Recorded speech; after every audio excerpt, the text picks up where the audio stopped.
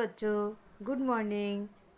चलो, आज हम लोग क्या करेंगे, एक न्यू लेसन पढ़ने जा रहे हैं। ठीक है, आप जो ये न्यू लेसन पढ़ने जा रहे हो वो बहुत कॉमेडी वाली, मतलब हंसी वाली है, पार्ट है।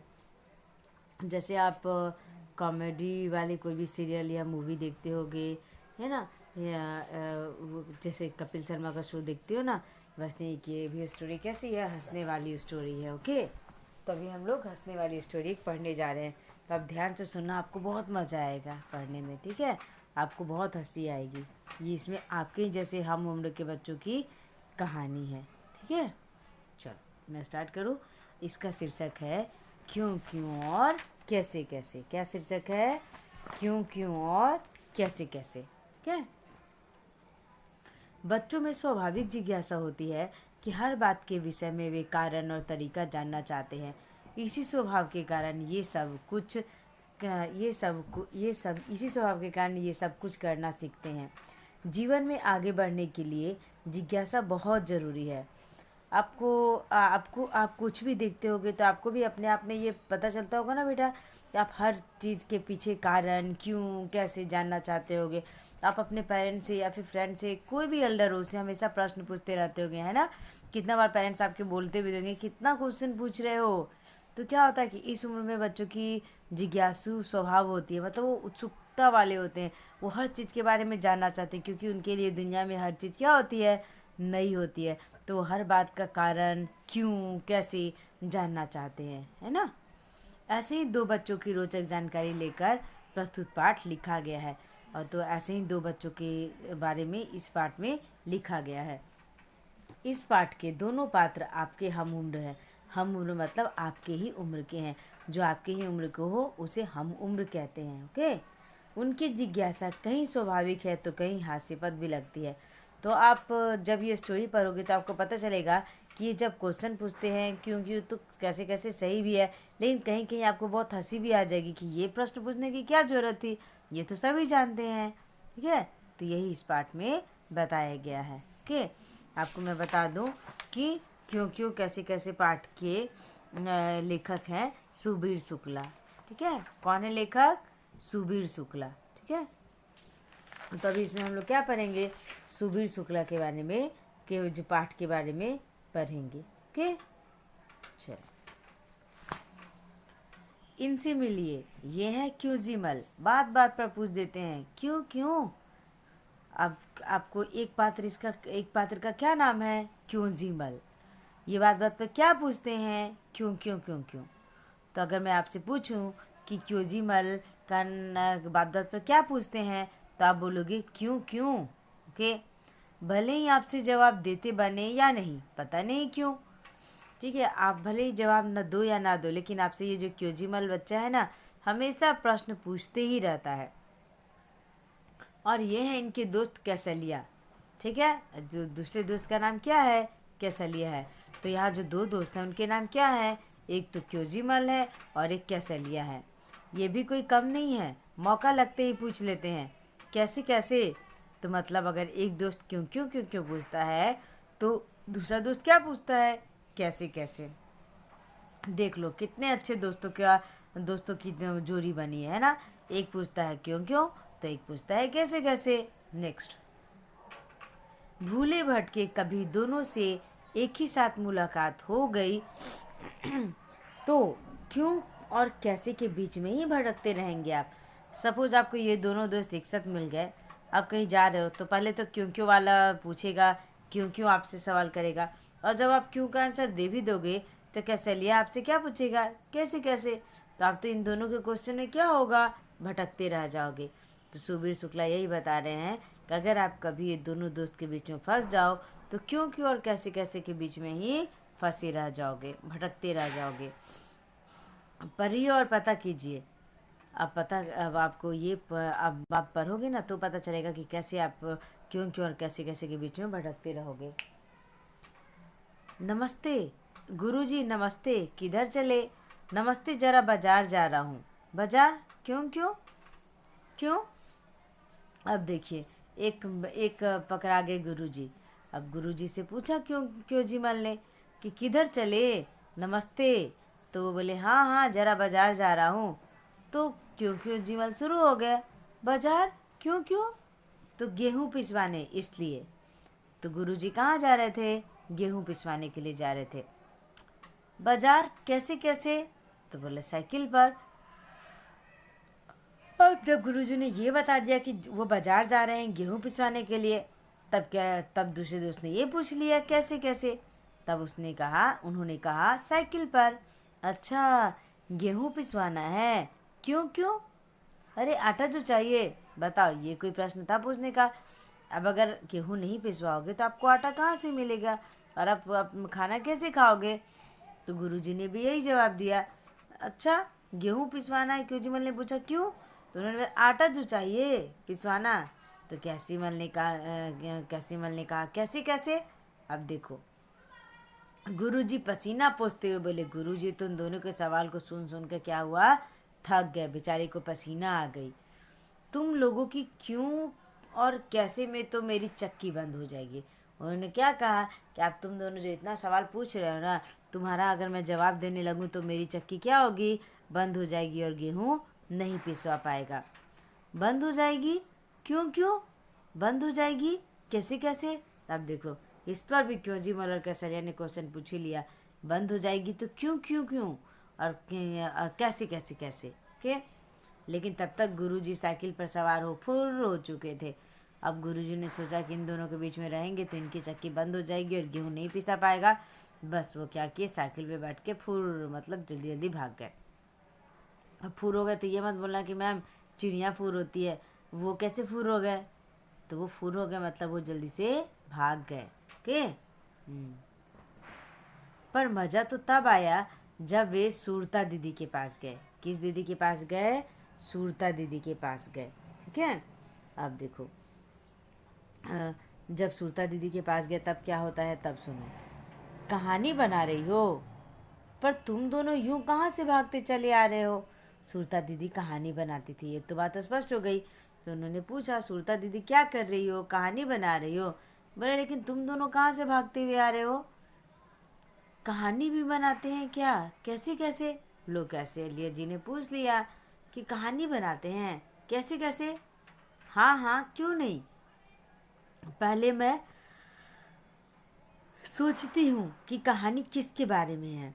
किसके बारे में? क्यों क्यों? अब देखो, जब आप कहानी लिखने जाओगे तो सबसे पहले आपके मन में क्या विचार आएगा कि आप किसके बारे में लिखना चाहते हो। इसमें भी कैसलिया जी ने पूछ लिया कैसे कैसे, क्यों क्यों?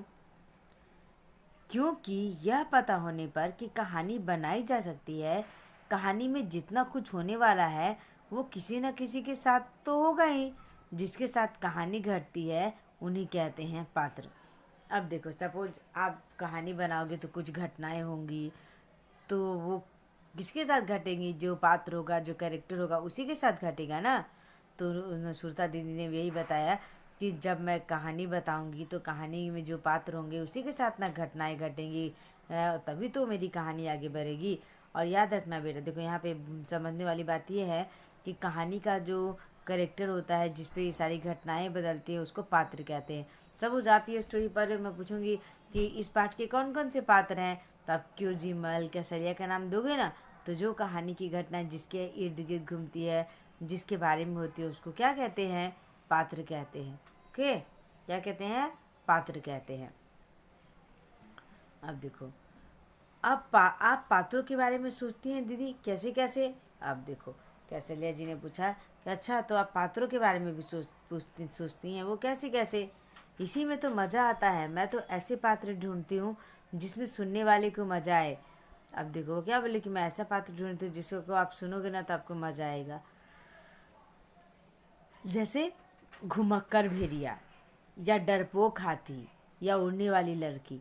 अब मान लो आप ऐसे शीर्षक वाले बुक देख लो तो आपके मन में तुरंत आएगा ना कि मैं पढ़ूं कि आखिर भेड़िया भुलक्कर था तो कैसे, हाथी भी डरपोक हो सकते हैं वो कैसे, और लड़की उड़ने वाली है तो वो कैसे उड़ती है।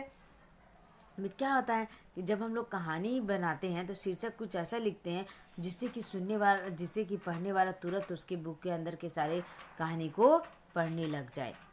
तो सरिता दीदी ने भी क्या कहा कि मैं ऐसा पात्र ढूंढती हूँ जिससे कि पढ़ने वाले को मजा आए, जैसे भुलक्कर भेड़िया, डरपोक हाथी और उड़ने वाली लड़की। हर पात्र को मैं अपनी आंखों के सामने देखने की कोशिश करती हूँ। उनके मज़ेदार मज़ेदार नाम सोचती हूँ, जैसे छूना छूना मारबाज, फुदकू टिड्डा या पुटकू पहलवान। ठीक है। वो क्या बोलती है कि मैं जिसके बारे में कहानी लिखती हूँ ना, ऐसा लगता है कि जैसे वो उसकी आंखों के सामने है, उसके साथ घटनाएं घट रही है। फिर वो क्या करती है, उसके मज़ेदार मज़ेदार नाम चुनती है। कैसे, देखो आप बताओ, बाज का क्या नाम है ज़रा सुनो। छूना छूना मारबाज। अब टिड्डा को देखो, फुदकू टिड्डा। पहलवान को देखो, पुटकी पहलवान। अब बताओ, पहलवान पे पुटकी सूट कर रहा है, लेकिन हंसने के लिए उन्होंने सरिता दीदी ने बना दिया। फिर क्या दीदी, फिर ये देखती हूँ कि ये सब पात्र जिस कहानी में है वह कब और किधर हुई। अब देखो, अब जब पात्र ढूंढ लेंगे, उसके साथ घटनाएं होगी, तो घटनाएं कब होगी, कैसे होगी, कहाँ होगी, ये भी तो सुनना होगा ना, सोचना होगा। किधर, कब, क्यों क्यों, ये सब। क्योंकि कई बार यही तय करता है कि कहानी सच है या नहीं। अब देखो, आप जब कहानी का के पात्र के साथ घटनाएं कहाँ घट रही है, जब ये आप पढ़ोगे तब ना आपको पता चलेगा कि कहानी वास्तविक है या काल्पनिक है ना। तो बोलती है पात्र, जैसे मान लो पात्र के टॉर्च की बैटरी ख़त्म हो गई। अगर दिन का समय तो कोई फर्क नहीं पड़ेगा, रात को फर्क पड़ेगा। अगर रात के वो जंगल के अंदर ऐसा हो गया हो, इसलिए किधर कब के बारे में सोचना पड़ता है। ओके। अब देखो, उसने बताया कि मान लो मैं एक स्टोरी लिख रही हूँ और बोलती हूँ कि पात्र की टॉर्च की बैटरी ख़त्म हो गई। अब अगर ये दिन में आपकी टॉर्च की बैटरी ख़त्म हो जाएगी तो आपको कुछ होगा, कुछ नहीं होगा। लेकिन मान लो यही टॉर्च की बैटरी रात में ख़त्म हो, और कहाँ ख़त्म हो, जंगल में। सपोज आप जंगल में गए हो, आप टॉर्च के सहारे आगे बढ़ रहे हो, आपकी टॉर्च की बैटरी ख़त्म हो गई, तो कितना एक्साइटेड होगा, आप भी आगे पढ़ना चाहोगे ना कि किसी कोई जंगल में गया, उसके टॉर्च की बैटरी ख़त्म हो गई, फिर आगे क्या हुआ। लेकिन अब दिन में अगर मैं वही कहानी बताऊं कि टॉर्च की बैटरी ख़त्म हो गई, तो किसी पे कोई फ़र्क पड़ेगा, नहीं पड़ेगा। के वही बात है। वैसे तो हर पात्र के साथ उसका आम परिवेश रहता है। जैसे भेड़िया हो तो जंगल झाड़ी, नदी, दूसरे जानवर अपने मन में उसी जगह का पूरा दौरा करने की कोशिश करती हूँ। अब देखो, लेकिन नॉर्मली क्या होता है कि जैसे पात्र होते हैं वैसे उनका परिवेश रहता है। सपोज आप किसी जानवर की कहानी लिख रहे हो तो ऑफकोर्स वो जंगल में ही होगा। तो भेड़िया कहाँ रहेगा, जंगल या झाड़ी या नदी। ये दूसरे जानवर को भी सोचो तो वो भी अपने परिवेश में ही रहेगा ना। अब देखो, उस जगह का पूरा दौरा करने की कोशिश करती हूँ। यही वहाँ के दृश्य, वो जब आप जंगल की मान लो स्टोरी लिख रहे हो तो जंगल के बारे में सोचोगे, वहाँ के परिवेश के बारे में सोचोगे ना कि कैसे जंगल में रात के समय में जंगल में कैसी आवाज़ें आती है, कैसा दृश्य होता है, कैसी एक गंध होती है, स्मेल होती है, सब कुछ सोचोगे ना, तभी तो आप कहानी को वास्तविक रूप दे पाओगे ना। जब तक आप कहानी में पूरी तरह डूबोगे नहीं, उसको इमेजिन नहीं करोगे, आप कहानी क्या होगा, वास्तविक रूप में नहीं लिख पाओगे, है ना। आपको कोई कहानी लिखने के लिए उसके पात्र के परिवेश को, उसकी घटनाओं को फील करना पड़ता है, तभी आप क्या करोगे, कहानी को वास्तविक रूप में लिख पाओगे, है ना। नेक्स्ट, कोशिश करती हूँ फिर कभी कभी पात्र को उस जगह से बिल्कुल ही अलग जगह ले जाती हूँ। और कभी कभी क्या बोल रही सरिता दीदी कि उस पात्र को मैं क्या करती हूँ, उसके परिवेश से हटा के बिल्कुल डिफरेंट जगह, दूसरे जगह लेके जाती हूँ। क्या हुआ, जैसे क्या हुआ जब भेड़िया पहुँचा हमारे स्कूल में। अब देखो, ये भी एक्साइटमेंट का बात है ना कि कोई जंगल का भेड़िया अगर स्कूल में पहुँच जाए तो क्या हुआ, तब तो आप सब पढ़ना चाहोगे कि हाँ क्या हुआ क्या हुआ। इसी तरह कथानक होगा ना, मज़ेदार कथानक। कथानक, कैसे कैसे शब्द बोलने लगी हो दीदी। देखो बेटा, पहला शब्द पात्र आया तो आपको पता चल गया कि कहानी में जिसके बारे में बात हुई थी, जिसके साथ घटनाएं घटती हो, पात्र। अब दूसरा वर्ड क्या आया है, कथानक। अब देखो, अब कथानक के बारे में सुनो। कथानक, कैसे कैसे शब्द बोलने लगी हो दीदी। अब देखो, कहानी में होने वाली घटनाओं को और उनके क्रम को ही कहते हैं कथानक, कथानक। ओके। अब देखो क्या बोल रही है सरिता दीदी कि कहानी में जो घटनाएं होती है उसके क्रम को कथानक कहते हैं। मतलब घटनाओं का जो क्रम होता है उसको क्या बोलते हैं, कथानक कहते हैं। इसी से तो कहानी अपने अंत तक पहुंचती है। जबकि कौन सा घटना पहले आएगा, कौन सा घटना बाद आएगा, जब तक ये आप क्रम सही नहीं रखोगे तब तक क्या होगा, आपकी स्टोरी क्या करेगी, आगे नहीं बढ़ेगी, है ना। तो स्टोरी को आगे बढ़ाने के लिए आपको क्या करना पड़ेगा कि कहानी को आगे तक बढ़ाना पड़ेगा, है ना, कि कौन सी घटना पहले आएगी, कौन सी घटना बाद में होगी, कैसे कौन सा कथानक पहले आएगा तो आपकी कहानी इंटरेस्टिंग बनेगी, है ना, और कौन से कथानक, कौन से चरित्र को, आप कैरेक्टर पात्र को आपको ज़्यादा इंटरेस्टिंग बनाना है, ये सब आप सोचोगे तभी होगा, है ना। वो देखो, अंत तक क्यों क्यों, क्योंजीमल ने फिर पूछा कि अंत तक क्यों क्यों। अब बताओ, ये पूछने वाली बात है। अगर आप कहानी शुरू करोगे तो उसको अंत तो पहुंचाना ही है, बिना अंत के कोई कहानी होती है क्या। फिर भी क्योंजीमल ने इसमें भी क्वेश्चन पूछ लिया, क्योंकि हर कहानी में पात्रों के सामने कोई कार्य या मुश्किल होती है, कोई खतरा, कुछ ढूंढना, तय करना, वगैरह वगैरह। अब देख लो, आप मान लो कोई मूवी देखते हो तो आपको स्टार्टिंग में ही कैरेक्टर और स्टोरी समझ में आ जाती है कि हाँ, हीरो को ये काम है, ये काम करना है ना। सपोज उसको किसी से बदला लेना हो, वो तो आपको समझ में आ जाता है ना कि ये मूवी का ये मोटो है ना। सपोज आप कोई कार्टून भी देखते हो तो उसके स्टार्टिंग में ही आपको पता चल जाता है कि कैरेक्टर क्या करने वाला है ना।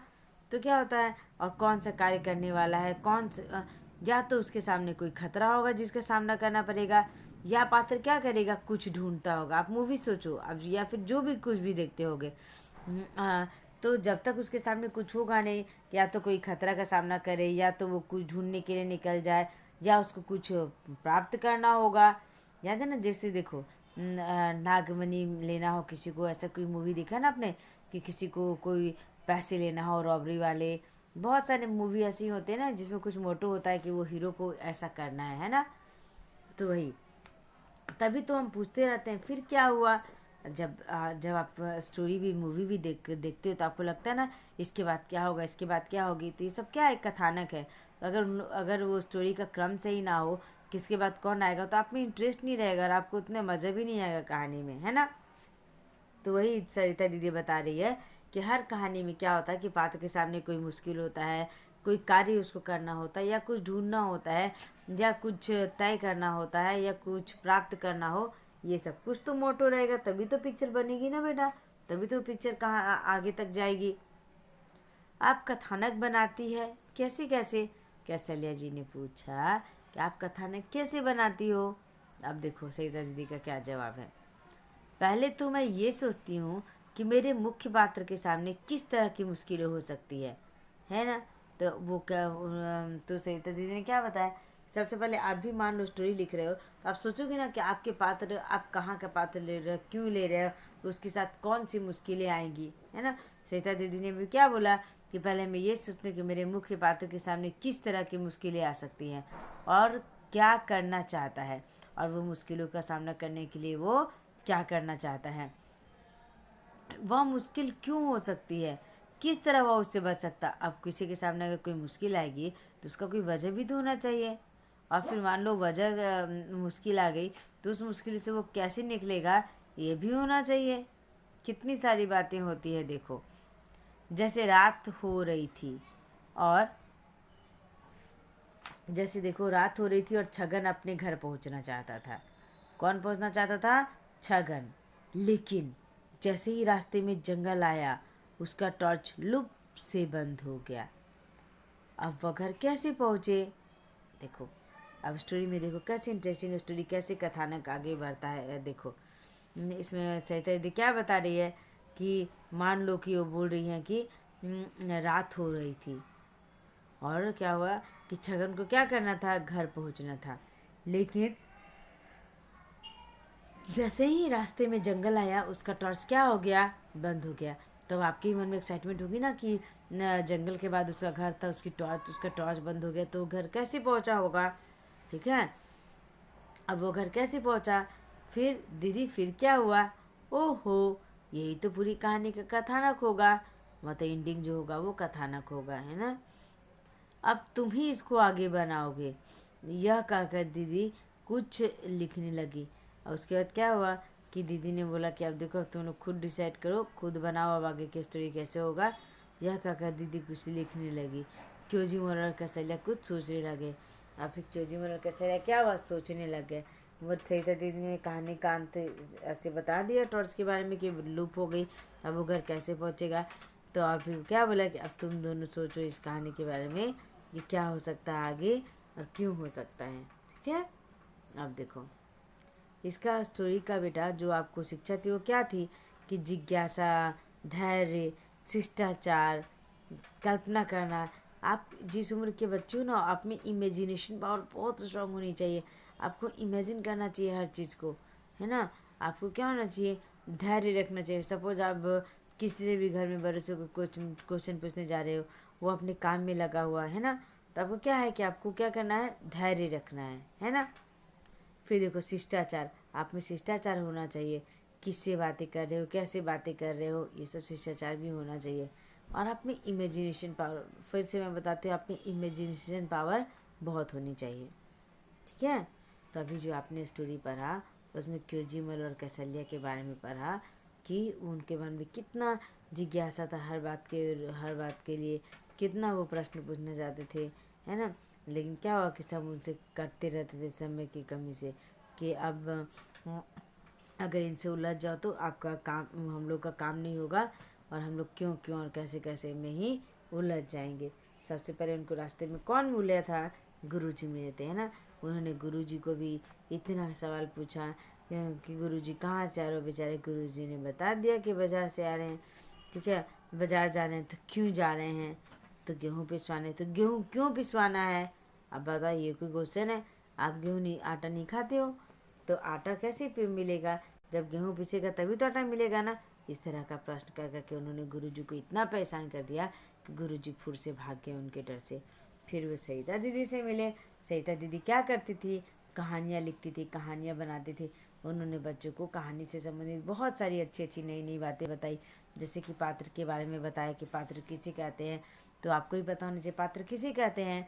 कोई जब आप स्टोरी लिखते हो तो जो घटनाएं जिसके साथ घटती है, जिसके बारे में आप बताते हो, वही तो उसका पात्र हो गया ना। फिर दूसरा एक नया शब्द क्या आया था, कथानक आया था। तो कथानक क्या हुआ, घटनाओं के क्रम को, मतलब जो कि घटना किसके बाद कौन सा घटना कैसे घटता है, इसके क्या बोलते हैं, कथानक बोलते हैं। कि बेटा इस कहानी में आपने यही सब कुछ अभी सीखा। अब चलो अब क्या करेंगे कि हम लोग थोड़ा शब्दार्थ देख लेते हैं, हार्ड वर्ड्स देख लेते हैं ना, हार्ड वर्ड्स देख लेते हैं। चलो, मौका। मौका का मतलब होता है अवसर।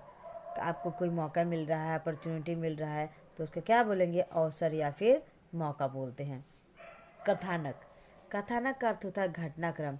जो स्टोरी आप लिख रहे हो उसकी कहानी की घटनाएं एक के बाद एक कैसे, कौन सा क्रम किसके बाद आता है, यही कथानक कहलाता है। ठीक है, घटनाओं का क्रम कि कौन घटना किसके बाद आएगी, ये जो क्रम आप अरेंज करते हो वो क्या कहलाता है, कथानक कहलाता है। याद रखना, घटनाओं का जो क्रम होता है कि कौन घटना किसके बाद आएगी, उसको क्या बोलते हैं, कथानक बोलते हैं। उसके बाद है मज़ेदार। मज़ेदार मतलब आनंददायक, जो आपको खुशी दे, हर्ष दे, उसको क्या बोलते हैं, आनंददायक बोलते हैं या फिर मज़ेदार बोलते हैं। नेक्स्ट है परिवेश यानी वातावरण। बोलते हैं कि आसपास के परिवेश को स्वस्थ क्या बोलते हैं, परिवेश को स्वच्छ रखना चाहिए। तो आसपास का जो एरिया होता है ना आपको, उसको क्या बोलते हैं, परिवेश, वातावरण। आप किस वातावरण में रहते हो ना, उसको परिवेश कहते हैं, है ना। मुलाकात का मतलब होता है भेंट करना, है ना। मुलाकात तो आप जानते ही होगे, यूज़ भी करते हो, है ना, कि जब आप किसी से मिलने जाते हो तो उसको मुलाकात करना या भेंट करना कहते हैं। कोशिश करना, कोशिश करना का अर्थ होता है प्रयत्न करना। आप जो किसी काम के लिए बहुत प्रयत्न करते हो उसको क्या बोलते हैं, कोशिश या प्रयत्न, एक ही बात हुआ। तय करना, जब आप किसी काम को तय करते हो, डिसाइड करते हो मन में, तो उसको निश्चित करना या तय करना कहते हैं। दौरा करना मतलब यात्रा करना, है ना। आपने सुना होगा कि प्रधानमंत्री इस राज्य के दौरे पर है ना, मतलब इस राज्य के यात्रा पर हैं। ठीक है, दौरा पड़ने वाला दौरा मत समझ लेना, है ना। ये दौरा हो गया मतलब यात्रा करने वाला दौरा। जो हम लोग किसी जगह का मुआयना करते हैं, परीक्षण करते हैं, तो उसको दौरा करना कहते हैं, मतलब उस एरिया का को देखना, घूमना कहते हैं। नेक्स्ट है पात्र। पात्र का अर्थ क्या होता है, भूमिका निभाने वाला। मैंने अभी बताया ना कि घटनाएं जिसके इर्द गिर्द घूमती है, जिसके बारे में होती है, वो क्या कहलाता है, पात्र कहलाता है। नेक्स्ट है भुलक्कर। मतलब भूलने की आदत, भूलने की जो आदत होती है ना, अब भूलने की जिसको आदत होती है वो क्या कहलाता है? भुलक्कर कहलाता है। आप में से बहुत कुछ कोई ऐसे होंगे जिनको हमेशा भूलने की आदत होगी, हमेशा भूलते रहते होंगे, तो क्या कहलाते हैं घर में? उनको क्या बोलते होंगे? भुलक्कर बोलते होंगे, है ना। आम, आम मतलब ये खाने वाला मैंगो नहीं है बेटा, आम बात है। अब सुनो ना कि ये तो आजकल आम बात है, मतलब बहुत जनरल बात है, बहुत साधारणतया बात है, ऐसा होता है ना। ये फ्रूट वाला आम नहीं है, ये जनरली वाला आम है कि नॉर्मली ऐसा ही यूज़ होता है। ओके। गंध, गंध का अर्थ होता है महक। जब आपको किसी की स्मेल आती है तो उसको क्या बोलते हैं? गंध आना कहते हैं कि हाँ तो बहुत स्मेल है बहुत, तो उसको क्या बोलते हैं? गंध आना कहते हैं। ओके ना बेटा। अब इसमें तो कोई दिक्कत नहीं होगी आपको, आप कर लोगे ना। फिर भी एक बार मैं बोल रही हूँ, सुन लो। मौका, मौका का अर्थ होता है अवसर, है ना। कथानक, कथानक का अर्थ होता है घटनाक्रम। घटनाओं का जो क्रम होता है, कौन घटना किसके पास बाद आएगी, जो डिसाइड करते हैं उसको कथानक कहते हैं। मज़ेदार, मज़ेदार का अर्थ होता है आनंददायक, जिससे आपको खुशी मिले, खुशी मिले उसको क्या बोलते हैं? आनंददायक बोलते हैं, है ना, या मज़ेदार बोलते हैं। परिवेश, परिवेश का अर्थ होता है वातावरण, है ना, कि आप जिस वातावरण में रहते हो, जिस परिवेश में रहते हो उसको क्या बोलते हैं? वातावरण बोलते हैं या फिर परिवेश बोलते हैं। ठीक है। मुलाकात, मतलब जब आप किसी से मिलने जाते हो तो उसको मुलाकात करना या भेंट करना कहते हैं। फिर है कोशिश करना, मतलब प्रयत्न करना। तय करना मतलब कुछ निश्चित कर लेना। दौरा करना मतलब यात्रा करना, है ना। पात्र मतलब जो आपको घटना में जो जिसके बारे में बताते हो, जिसके इर्द गिर्द कहानी घूमती है उसको पात्र कहते हैं। भुलक्कर, जिसको भूलने की आदत होती है वो भुलक्कर कहलाते हैं। आम बात है, मतलब ये बहुत साधारण बात है। मान लो कोई कुछ बात अब ऐसा बोलो कि सबके साथ होता ही है जनरली, तो उसको बोलते हैं बहुत आम बात है, बहुत साधारण बात है। गंध का मतलब होता है महक, किसी के स्मेल आस्टे मतलब बहुत स्टिकी महक आ रही है, ऐसा कुछ बोलते हैं ना, तो उसको क्या बोलते हैं? महक बोलते हैं। चाहे अच्छी महक हो चाहे ख़राब महक हो, उसको गंध भी बोलते हैं। ठीक बेटा। तो इस कहानी में आपने क्यों जी मोरल कैसी मिली है की स्टोरी के बारे में पढ़ा, आपको मज़ा आया ना, और सीखने के लिए भी बहुत कुछ मिला ना सरिता दीदी की बातों से। क्या, तब हम लोग नेक्स्ट क्लास में क्या करेंगे? इसके क्वेश्चन आंसर का एक्सप्लेनेशन करूँगी मैं। ठीक है बेटा। चलो अभी मैं अब रखती हूँ। बाय बेटा।